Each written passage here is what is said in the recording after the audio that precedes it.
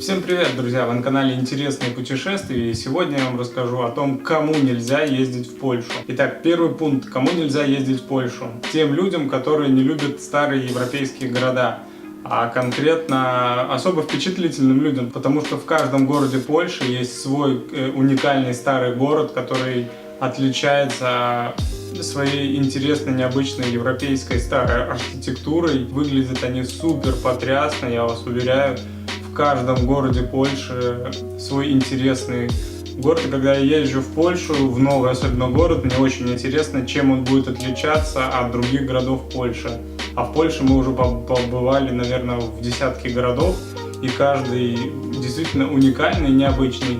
И мало того, что в городах есть, в больших городах есть эти старые города, также даже в маленьких поселках вы можете заметить эту уникальную архитектуру. Я думаю, Польша этим и отличается от других стран, то что у них в каждом городе есть свой старый город. И это очень здорово. Так что если вам не нравится старая архитектура, которая супер крутая и красивая, то ни в коем случае не едьте в Польшу. Второй пункт, кому не стоит точно ехать в Польшу. Это тем людям, которые не любят ровные и хорошие дороги. Если вы не любите хорошие дороги, вам не стоит ехать в Польшу.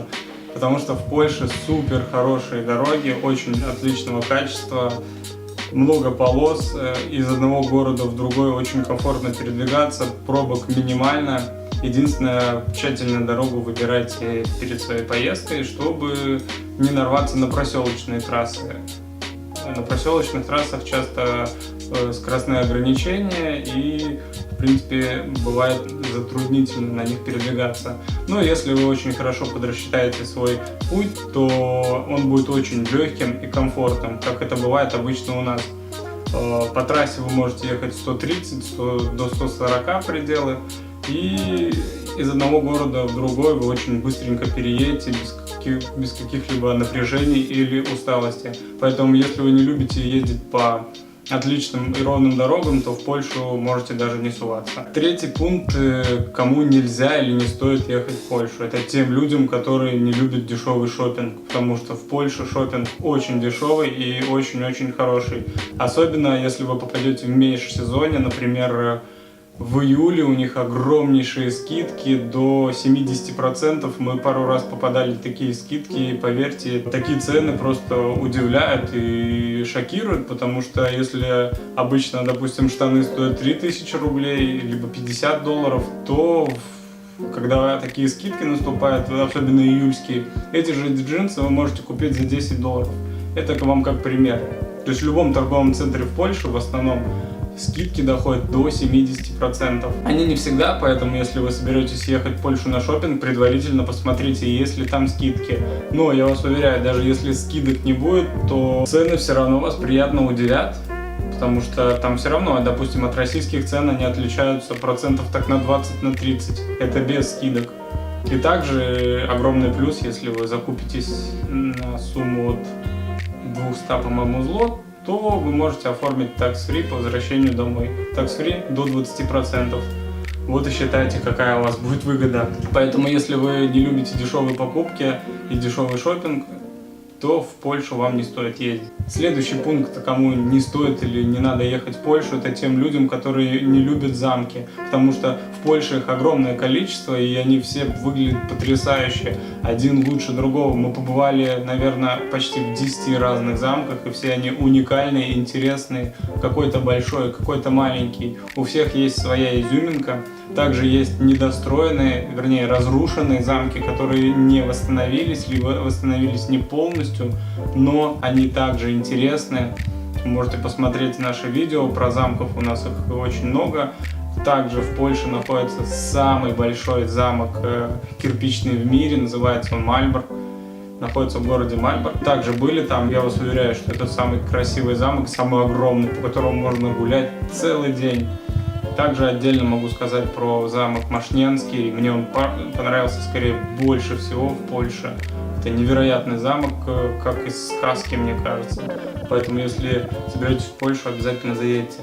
Но если вы замки не любите, то ни в коем случае не едьте в Польшу. Следующий пункт, кому не стоит суваться в Польшу, это тем людям, которые не любят дешевый отдых и дешевое путешествие в целом, потому что в Польше, в принципе, дешевая страна, и помимо шопинга, если вы просто путешествуете там, она вам покажется очень дешевой, вы можете отель забронировать от 1500 до 2000 в любом абсолютно городе, причем отель будет нормальный, либо будут это апартаменты очень хорошего качества, мы часто ездим и бронируем, в принципе, практически всегда по этой сумме. Также цены в кафе вас приятно удивят, вы можете покушать от пуза где-то на двоих за 1000 рублей, также это с алкоголем, отдельно у них пиво очень хорошее, прям больше всего мне нравится пиво у них Ксяс называется, всегда очень тяжело его выговорить, но если вы зайдете в магазин, вы увидите его. Она такая бутылочка желтенькая, и я вам рекомендую его взять и попробовать, потому что это лучшее пиво в Польше, которое я пил.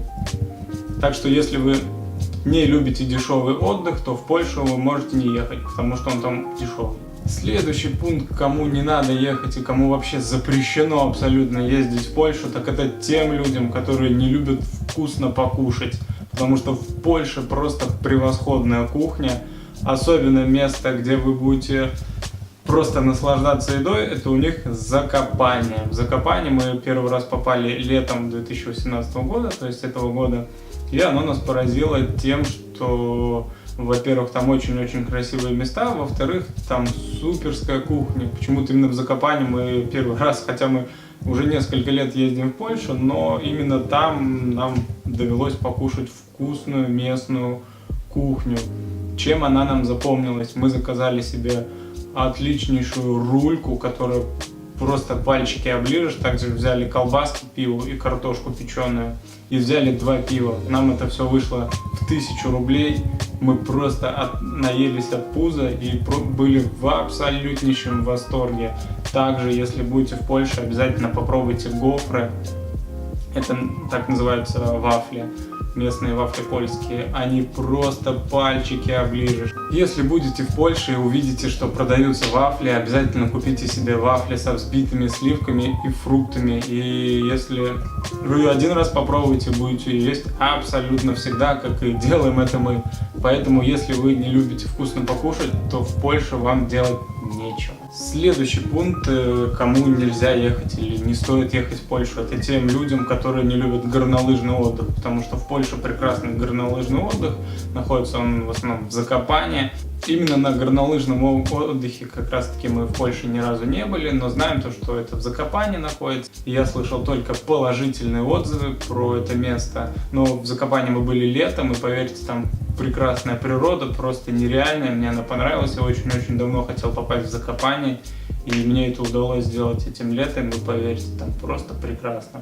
Поэтому, если вы не любите горнолыжный отдых, либо не любите прекрасную горную природу, то вам не стоит суваться в Польшу. Очередной пункт, кому нельзя или не стоит ехать в Польшу, так это тем людям, которые не любят море. Потому что, как ни странно, Польша хоть и маленькая страна, но она уместила в себя очень-очень много достопримечательностей. И одна из них это как раз-таки Балтийское море. Самые распространенные польские города прибрежные это Гдыня, Гданьск, Сопот. Наше любимое место это, естественно, Сопот, хотя Гдыня тоже неплохое, но все-таки Сопот нам больше нравится почему-то. А почему? Потому что там уютная, приятная обстановка, там есть огромный молл, огромнейший пляж, где выходят постоянно лебеди, вы можете с ними пофотографироваться, вы можете покормить их. Это прекрасное место, где можно отдохнуть на море, покупаться, позагорать, либо просто прогуляться днем или вечерком. И поверьте, если вы поедете в Сопот, вы останетесь о нем только лучшего мнения. Кстати, именно в Сопоте знаменитый Кривой дом. Так вот, если вы не любите море, то в Польшу вам нельзя ехать. Вот еще один пункт, кому не стоит точно ехать в Польшу, кому просто абсолютно запрещено туда ездить. Тогда тем людям, которые не любят красивые зеленые парки и отличные зоопарки, потому что в Польше их очень много. И мы в некоторых из них, конечно же, побывали. Первый раз мы попали в парк в Мальборге, и это Динопарк. Это отличный, интересный парк, где посреди леса в свой рост стоят разные динозавры. И когда вы подходите к ним, они начинают шевелиться и издавать звуки. И это просто прекрасно, хотя, в принципе, в основном это детский парк, но мне все равно понравилось, потому что я такое видел первый раз в своей жизни, и это было как раз-таки в Польше. Дальше, в следующий раз мы поехали в Гданьск и попали тут в парк в Гданьске. Он находится в пригороде. Очень интересный и необычный парк, и мы думали, что мы там погуляем немного, оказалось, мы там гуляли практически половину дня и не пожалели об этом, хотя у нас были другие планы. В зоопарке оказалось настолько интересно, что мы решили уделить побольшему времени. Следующий зоопарк, в котором мы были, это, конечно же, зоопарк в Варшаве. Огромнейший интересный зоопарк, правда, нам не совсем повезло, в тот момент он был частично на реконструкции, но все равно у нас остались только отличные воспоминания о нем. Единственная рекомендация вам, если все-таки вы любите зоопарки и поедете в зоопарк в Варшаве, ни в коем случае не едьте туда на выходные.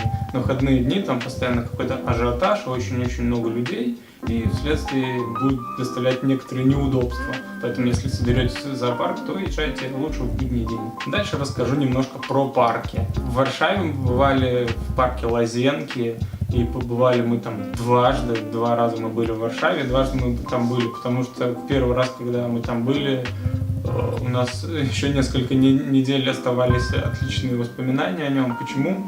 Потому что мало того, что парк находится в центре города, так он там настолько зеленый, настолько интересный, там белки гуляют, их можно прям с ладошки покормить, они никого не боятся, вы можете с ними пофотографироваться. А больше всего нас удивило то, что также там гуляют прям по территории этого парка павлины. Представляете, просто гуляют по парку павлины. Что самое интересное, в этот парк вход абсолютно бесплатный, может каждый туда прийти и погулять. Также в парке есть озеро с огромнейшими, вот такими огромными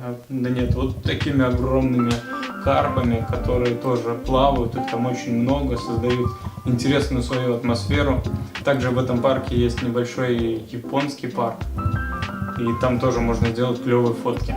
Следующий парк, про который я вам расскажу, это был парк во Вроцлаве. Он там хоть и небольшой, но тоже интересный. А что самое интересное, на территории этого парка есть японский сад. И он тоже небольшой, но со своей изюминкой. Там вы действительно, я смотрел некоторые видео с японских парков, и этот парк во Вроцлаве действительно чем-то напоминает обычный японский парк. Так что если вы не любите парки и зоопарки, то в Польшу вам лучше не ехать, потому что там очень клевые парки и зоопарки. Вот я перечислил буквально несколько пунктов, по которым вам не стоит ехать в Польшу. Но если вы являетесь любителем этих пунктов, то вам обязательно стоит посетить Польшу и не раз, и не два. Если поедете один раз в Польшу, вы обязательно, скорее всего, влюбитесь в нее и будете посещать ее очень часто, как это делаем мы. Если видео вам понравилось или было как-то полезно, поставьте лайк. Также напишите в комментариях, что вы думаете о Польше. Ну и подписывайтесь на канал, потому что будет еще очень много видео о Польше и, в принципе, про путешествия. А на этом все. Всем пока и удачи!